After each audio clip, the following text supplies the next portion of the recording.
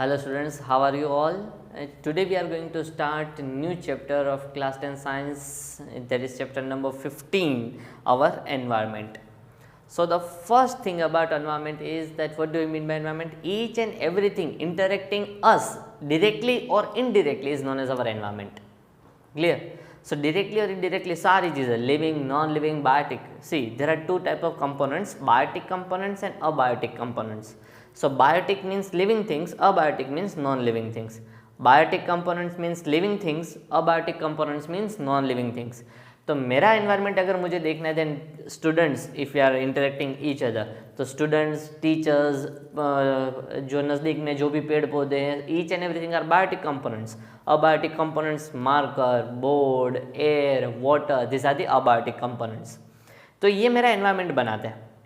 तो कोई भी एनवायरनमेंट अगर हम देखें तो अर्थ का पूरा एनवायरनमेंट है. क्लियर? तो ये पूरा एनवायरनमेंट है, बट जिससे मैं डायरेक्टली कांटेक्ट में आता हूँ बेटा, जिससे मैं डायरेक्टली कांटेक्ट में आता हूँ उसे हम कहते हैं इकोसिस्टम. उसे हम क्या कहते हैं बेटा? इकोसिस्टम. तो मेरे इकोसिस्टम की अगर हम बात करें तो मेरे इकोसिस्टम में कौन कौन सी चीज़ें हैं? तो board, books, markers, camera, fan. तो आप मेरे इकोसिस्टम में नहीं आते हो क्योंकि मैं इंटरेक्ट नहीं करता हूँ आपको डायरेक्टली, है ना. तो ये ऑनलाइन सेशन जब तक चल रहा है तो आप मेरे इकोसिस्टम में नहीं हो. क्लियर? तो इस तरीके से हर एक ऑर्गेनिज्म का इकोसिस्टम कोई डिफरेंट होगा.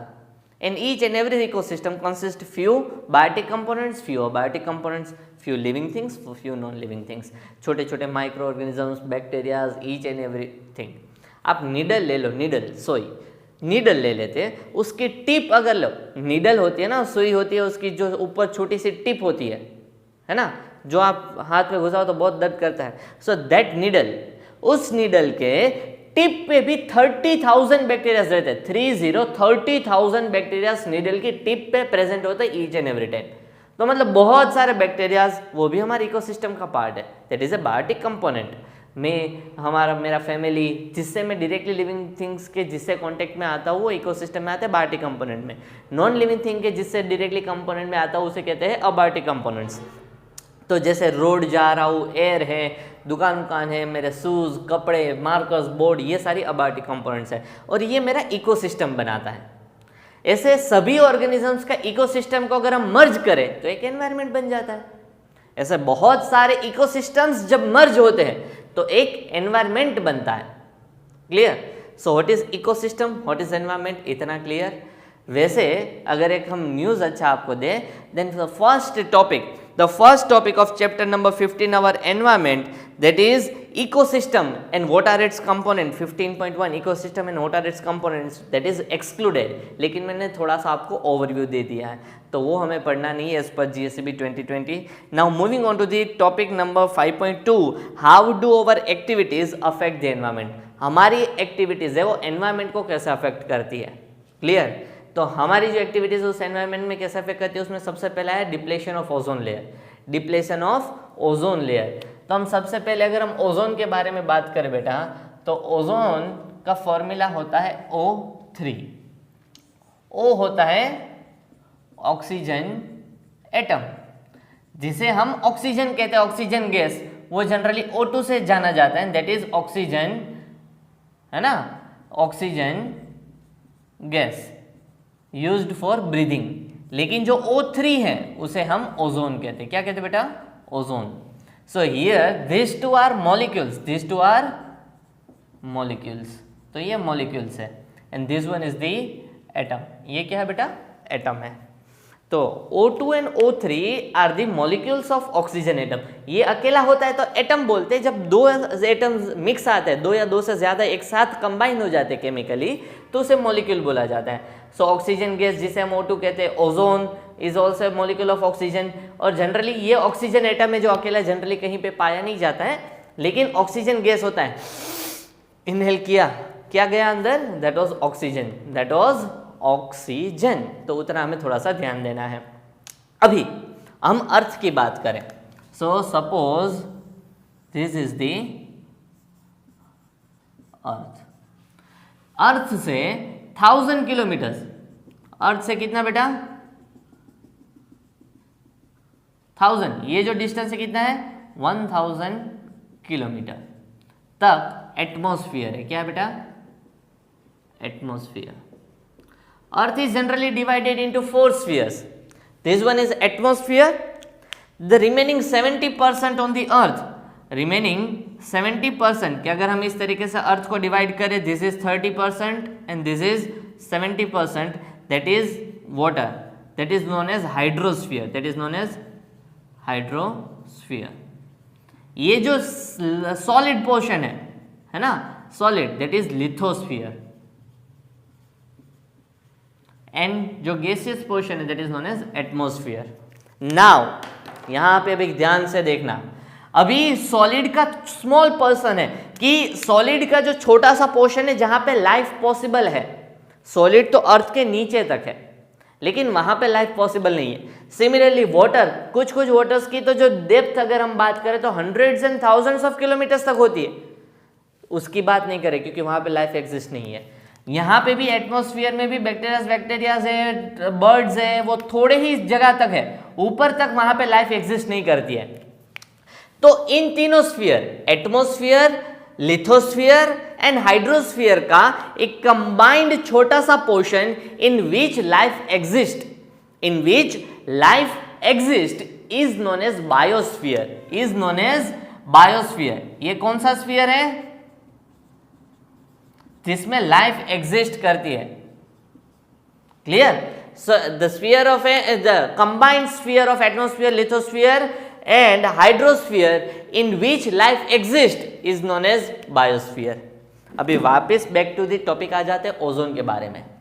तो ये जो एटमॉस्फेयर है, एटमॉस्फेयर को भी हम 4 पार्ट में डिवाइड करते हैं, एटमॉस्फेयर को भी 4 पार्ट में डिवाइड करते हैं। तो सपोज सबसे पहला अगर हम देखें तो 0 to 10 kilometres, then another one is 10 to 50 kilometers, then is 50, यहाँ पे 10 to 50 हो गया, 55 ऐसे तो क्लियर, 10 to 55 किलोमीटर्स। तो ये जो सबसे पहला 0 to 10 है उसे हम कहते हैं ट्रोपोस्फियर, ट्रोपोस्फियर। 10 to 55 है उसे कहते हैं स्ट्रेटोस्फियर। क्लियर? फिर आता है मेसोस्फियर। क्या आता है बेटा? और फिर आता है थर्मोस्फियर। क्लियर? तो अभी हमें उसका किलोमीटर याद रखने की जरूरत नहीं है, 10th 11th 12th में आएगा तब याद रखेंगे। लेकिन हमारा जो इंपॉर्टेंट पोर्शन है वो 0 to 55 स्ट्रेटोस्फियर। ये जो ओजोन होता है ना, ओजोन वो स्ट्रेटोस्फियर में मिलता है। कहाँ पे मिलता है बेटा? स्ट्रेटोस्फियर में। और ये जो स्ट्रेटोस्फियर में ओजोन आता है तकरीबन 50 किलोमीटर्स पे। कितने किलोमीटर्स पे बेटा? 50 किलोमीटर्स पे। मतलब ऐसा नहीं है बेटा एक हल्का सा लेयर, ऐसा नहीं है, बीच में पूरा बेल्ट होगा, बीच में पूरा बेल्ट होगा कि ऐसा, समझ में आए? एक हल्का सा लेयर नहीं होगा ओजोन का, वो क्या होगा बेटा? एक पूरा ऐसा बेल्ट होगा थिकनेस में कि यहां से यहां तक 2-3-4 किलोमीटर का बड़ा सा बेल्ट होगा जिसमें ओजोन ही ओजोन होगा, जिसमें ओजोन ही ओजोन होगा। अभी ओजोन क्यों जरूरी है, किसके लिए जरूरी है, आपको पता तो होगा that why ozone is useful for us, क्योंकि वो यूवी रेज से प्रोटेक्ट करता है। क्यों यूवी रेज से प्रोटेक्ट करता है? ऐसा तो क्या है ओजोन में जिसकी वजह से यूवी रेज से हमें बचत मिल जाती है। क्लियर? Simple thing. सी अभी हम थोड़ा सा केमिकली देखेंगे। O+O, 2 ऑक्सीजन मिक्स होते हैं तो बनता है O2। Now O2+O in presence of UV rays बन जाता है O3। Clear? O2+O in presence of UV rays बन जाता है O3। तो ये ऑक्सीजन यहां पे जब O3 बन जाता है तो O3 का जो पूरा लेयर है ना, O3 का जो पूरा लेयर है वहां पे फॉर एग्जांपल ये यूवी रेज आ रहे, कौन से रेज आ रहे? यूवी रेज आ रहे, तो यहां से टकरा के वापस चले जाएंगे, अर्थ के अंदर पेनिट्रेट कर पाएंगे, एटमॉस्फेयर के अंदर नहीं आ पाएंगे। If this UV rays gets penetrated to the, कि उसके अंदर से पास होके अर्थ तक पहुंच गए, देन इट में damages all the organisms including human beings. वो सभी के लिए हार्मफुल है, they are harmful for each and every human beings, each and every organisms including human beings, चाहे प्लांट्स हो, एनिमल्स हो, ह्यूमन बींग्स हो। In human beings generally it causes the skin cancer. वो क्या कॉज करता है बेटा? स्किन कैंसर कॉज करता है। क्या कॉज करता है बेटा? स्किन कैंसर कॉज करता है। Clear? Sure? Now in 1980s में हमें सबसे पहली बार थोड़ा बहुत ध्यान गया कि ये जो ओजोन लेयर है ना थोड़ा पतला होता जाता है। समझ में आया? ओजोन लेयर क्या हो जाता है बेटा? पतला हो रहा है। So ozone layer is depleting. उसे क्या कहते हैं? That ozone layer is depleting. And why the ozone layer was depleting? Because of the few chemicals such as CFCs, such as CFCs। What is CFC? C for chlorofluorocarbons. Chlorofluorocarbons. And where are these chemicals? Chlorofluorocarbons are used. They are used in the compressors, the machines which are used for cooling. Either they are ACs, either they are freezers, refrigerators or ACs. In their compressors, chlorofluorocarbons were used. In their compressors, chlorofluorocarbons were used. ये कहाँ पे use होते थे? In the ACs and refrigerators. In ACs and refrigerators chlorofluorocarbons were use. ये use होते थे। चलो अच्छा है, तो उससे हमें क्या? नाउ जब एसी हमने बंद कर दिया यूज करना, रेफ्रिजरेटर्स बंद कर दिए, जब उसको हम तोड़े, उसका रेफ्रिजरेटर जब तोड़ा तो उसके अंदर से ये गैस बाहर निकलते थे। Clear? Now this gas when rises up to this much temperature, कि इतने हाई डिस्टेंस एंड उतने टेम्परेचर पे जब आ जाते हैं बेटा अप टू द ओजोन, तब ये डिवाइड हो जाते हैं। क्लोरोफ्लोरो कार्बन टूट जाते हैं and one chlorine atom used to destroy 1 lakh ozone molecules. कितने? 1 lakh ozone molecules. 1 lakh ozone molecules. Clear? समझ में आया?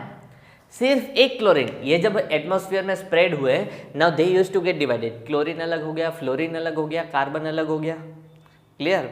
नाउ 1 क्लोरीन एटम, सिर्फ एक chlorine atom 1 lakh ozone molecules को तोड़ देता था वापिस ऑक्सीजन में। किसमें? O3 was again converted into O2 and O। एक chlorine atom 1 lakh ozone molecules को डिप्लेट कर देता था।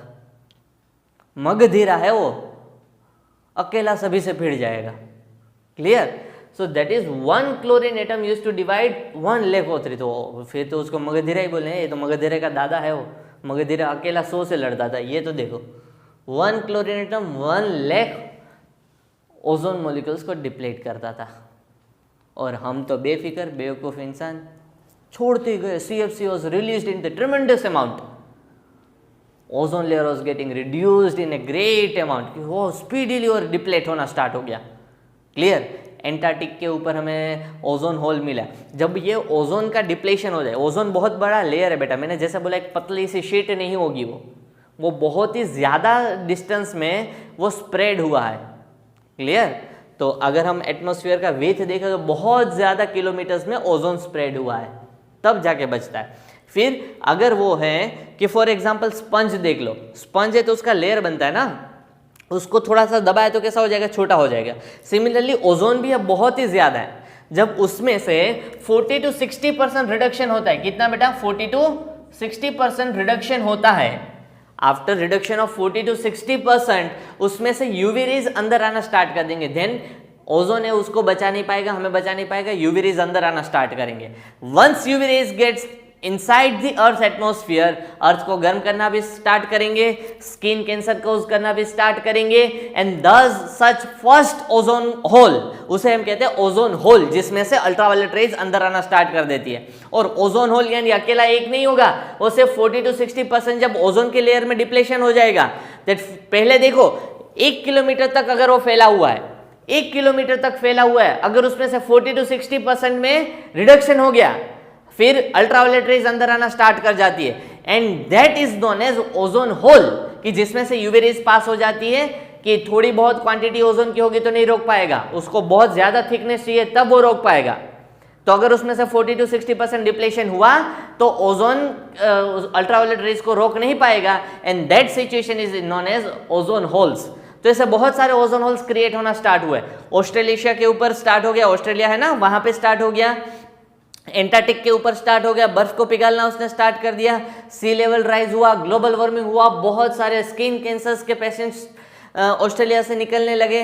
Then we get to know in 1980s की ये सारी चीजें क्यों हो रही हैं? Because of the ozone depletion. Ozone depletion क्यों हो रहा है? Because of CFCs. So in 1987 में बहुत मुश्किल से यूनाइटेड नेशन ने एक लॉ फोर्ज किया, लॉ बनाया बड़ी मुश्किल से, बिकॉज बहुत सारे कंट्रीज है जो एक साथ नहीं आ सकते थे, तो उनको समझाना पड़ा कि देखो ये बेवकूफी वाला काम है, हम सब लोग इसके ऊपर जुड़े हैं, so we need to unite and make a law that we can not produce more CFCs now. कि अगर बहुत ज्यादा सीएफसी हुआ तो एक क्लोरीन सबको बिगाड़ देता था। क्लियर? सो बहुत सारे ऐसे सीएफसी रिलीज होते थे। सो in 1987 we forged a law कि हम 1986 तक जितना ओजोन कम हुआ है उतना ही अभी हम सीएफसी बाहर रिलीज नहीं करेंगे। अगर रिलीज कर रहा है तो जो भी कंपनीज फ्रिज एंड रेफ्रिजरेटर्स बना रही है उनकी जिम्मेदारी से कि वो सीएफसी लीक नहीं होना चाहिए। सो नाउ अगर हम जो एसीज एंड फ्रिज जो यूज करते हैं उसमें सीएफसी रिलीज नहीं होता है, but they have the different reasons कि उसके कंप्रेसर्स भी एटमॉस्फेयर को उतना ही हार्म करते हैं, but in the different way, just we are not releasing CFCs. तो ये सीएफसी की वजह से होता था। क्लियर? Now got it? क्या होता था? ओजोन डिप्लेशन क्या है? नाउ अनदर भाषण वाला दूसरा टॉपिक है, how do we manage our sewage, कि हमारा जो वेस्ट है उसको हम कैसे मैनेज करते हैं। So there are generally two types of waste. आप एक्टिविटीज़ पढ़ोगे तो उसमें से आपको पता चलेगा कि एक छोटी सी एक्टिविटी आपको दी हुई है in the text book, and that is आपका जो घर का वेस्ट है उसको कहीं पे आपके बैकयार्ड में या तो कहीं पे ज़मीन में गाड़ दो। Clear? Dig it up the hole, put the whole waste, cover it with the sand, then check it after 30 to 40 days। Then check it after 30 to 40 days। एक मंथ के बाद आप चेक करोगे, again dig it out that waste, तो आपको मिलेगा कि कुछ चीज़ें डिग्रेड हो गई है, कुछ चीज़ें वापस मिट्टी में कन्वर्ट हो गई है, and few of the things are just as that we have placed in, कि उसको पहले जैसे थी वैसे की वैसे अभी भी वैसी है कुछ चीज़ें, और बाकी की कुछ चीज़ें गायब हो गई है। फॉर एग्जाम्पल, आपने जितने वेजिटेबल्स डाले होंगे तो उसमें तो बहुत सारा चेंज हुआ होगा, खाने पीने की चीज़ें, लिविंग ऑर्गेनिज्म जितने भी डाले होंगे उसमें बहुत सारे चेंजेस होगा, but few things such as glass, plastic, ये ऐसी चीज़ें है बेटा कि उसमें कोई चेंज नहीं होगा। It means they are not degrading, कि वो डिप्लेट नहीं हो रहा है। So there are two types of waste, one is degradable, one are known as non degradable, biodegradable and non biodegradable. So degrade क्यों होते हैं? बिकॉज वो जो वहाँ पे वेजिटेबल्स या दूसरे वेस्ट जो हमने डाले थे जो कम हुए, जिसमें चेंजेस देखने को मिले, in that waste bacterias and micro organisms are working, hence they are known as biodegradable waste. कुछ ऐसे वेस्ट होते हैं जैसे प्लास्टिक है, ग्लास है, जिसके ऊपर बैक्टीरियाज वर्क नहीं कर पाते, so bacterias can not perform activities on that waste, so they are known as non biodegradable waste. Why? Because कोई भी चीज तोड़ने के लिए एंजाइम्स चाहिए। एंजाइम्स क्या होते हैं? Enzymes are the things which makes the reaction fast. Catalyst के टाइम पे मैंने समझाया था, कैटालिस्ट क्या होता है? कोई भी केमिकल रिएक्शन होता है स्लो होता है, अगर स्लो है, वैसे ऐसा नहीं है कि सभी स्लो है, अगर कोई केमिकल रिएक्शन स्लो है तो ऐसा कोई ना कोई कैटालिस्ट होता है जिसके प्रेजेंस में रिएक्शन फास्ट हो जाता है। सिमिलरली जब लिविंग ऑर्गेनिजम्स की बात करें, हमारा डाइजेशन बात करें, हम खाते कुछ और है और हमारे लिए ज़रूरत कुछ और होती है। हमने सेब खाया, अगर हमने कोई भी खट्टा फ्रूट खाया तो उसमें से विटामिन सी मिलता है। क्लियर? तो विटामिन सी उसमें तुरंत बना हुआ नहीं होगा, अगर हम जाएंगे तो हमारे डाइजेशन में, हमारे इंटेस्टाइन्स में, हमारे ब्लड में ऐसे केमिकल रिएक्शंस होंगे because of which the chemical vitamin C is produced in our body. So it is our body which converts that thing another carbohydrates, कि कोई ना कोई ऐसी चीज थी जिसको हमने विटामिन सी में कन्वर्ट किया। Clear? But there are many things, कि अगर हम कोल खा लेंगे तो हमारे पास, हमारे बॉडी के अंदर कोई ऐसे एंजाइम्स, ये जो काम करता है, कौन काम करता है? एंजाइम्स काम करता है। तो हमारे बॉडी के अंदर कोई ऐसे एंजाइम्स नहीं है जो कोल को तोड़ सके और उससे हमें एनर्जी मिले। So we do not have anything. इसीलिए हम प्लास्टिक, ग्लास, मेटल, कोल, ऐसे नॉन लिविंग थिंग, पत्थर वत्थर हम नहीं खा सकते, because we do not have any enzymes that will break down that non biodegradable waste, और उससे हमें एनर्जी मिलेगी। तो हमारे पास कोई ऐसे एंजाइम्स नहीं है। क्लियर? तो सबसे पहले तो हमें क्या करना पड़ेगा? ऐसे एंजाइम्स चाहिए जिसकी वजह से, इसीलिए नॉन बायोडिग्रेडेबल वेस्ट ऐसे होते हैं जिसके ऊपर कोई भी एंजाइम वर्क नहीं कर पाता, कोई बैक्टीरिया काम नहीं कर पाते। So they will remain in the nature for a very long time, very very very very very long time, क्योंकि एंजाइम्स नहीं होगा तो रिएक्शन काफी स्लो होगा. ग्लास, कांच, वो एक ऐसा मटेरियल है which can not be degraded at all. That is totally non degradable material. Glass कभी डिग्रेड होगा ही नहीं.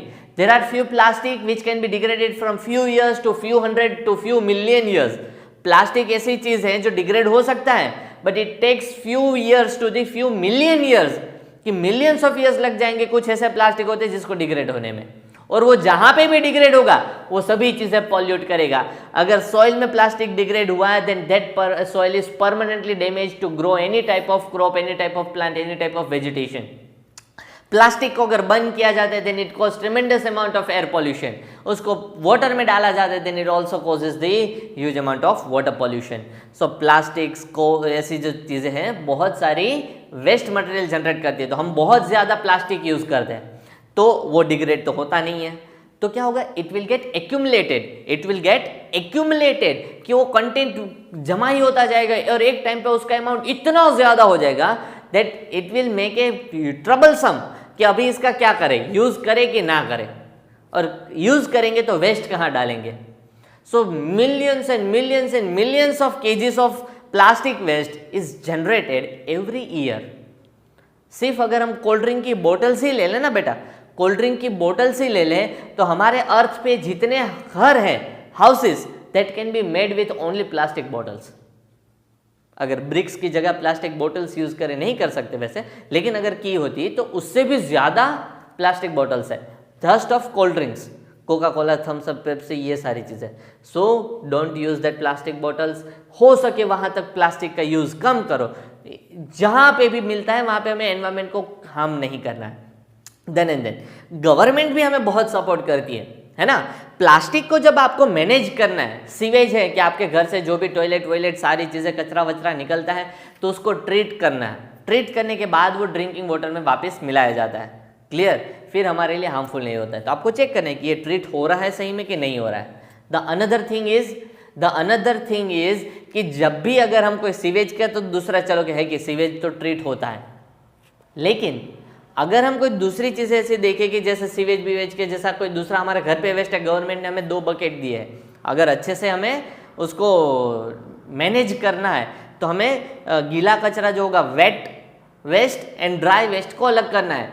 सूखा कचरा और गीला कचरा मतलब अलग रखना है. तो गवर्नमेंट ने हमारे घर पे 2-2 बकेट दिए. बट देखो हम बेवकूफ़ कितने हैं, उसमें से एक बकेट तो टॉयलेट में पड़ा यूज़ कर रहे हैं. क्लियर? एक ही बकेट रखते हैं, कुछ भी है उसी में डालो. सो क्रिएट अवेयरनेस. ऐसा जरूरी नहीं कि गवर्नमेंट 2 बकेट दे तो ही हम उसे अलग कर सकते हैं. क्लियर? हम खुद से भी हमारे 2 बाल्टियां रख सकते हैं, 2 डस्टबिन अलग कर सकते हैं. एक में एक कचरा डाले, दूसरे में दूसरा टाइप का कचरा डाले, प्लास्टिक वेस्ट को अलग रखें. Clear? So this is our awareness. We should create awareness in our family, in our surroundings, that it should be done in a proper manner such that the government can manage it very well. What is government? हम हर बार कहते हैं that government is not proper. What is government? To the people, by the people, of the people. Of, by and to the people. तो सारी चीजें हमसे ही तो हैं. We are the government. We are the part of government and we are not fulfilling our duties. We are not fulfilling our duties. कभी भी कोई भी सिटीजन ऑफ इंडिया को बोला जाए what are the fundamental rights, तो 2-3 तो तुरंत गिनवा देगा. Right to education, right to speak the language, right to live in any area, right to wear any type of clothes, so right to speak any language, ये सारे rights वो बोल देगा. Now let us ask you what are the fundamental duties of the of Indian citizens. Duties किसी को पता नहीं है, राइट्स सबको पता है. Clear? That we should maintain our nature clean. Cleanliness is next to godliness. So स्वच्छता ત્યાં પ્રભુતા. So cleanliness is next to godliness. So these are the things that we should keep in our mind and we should keep forward. So find out what are the national duties, fundamental duties of Indian citizens and read this chapter properly. Clear? Thank you beta.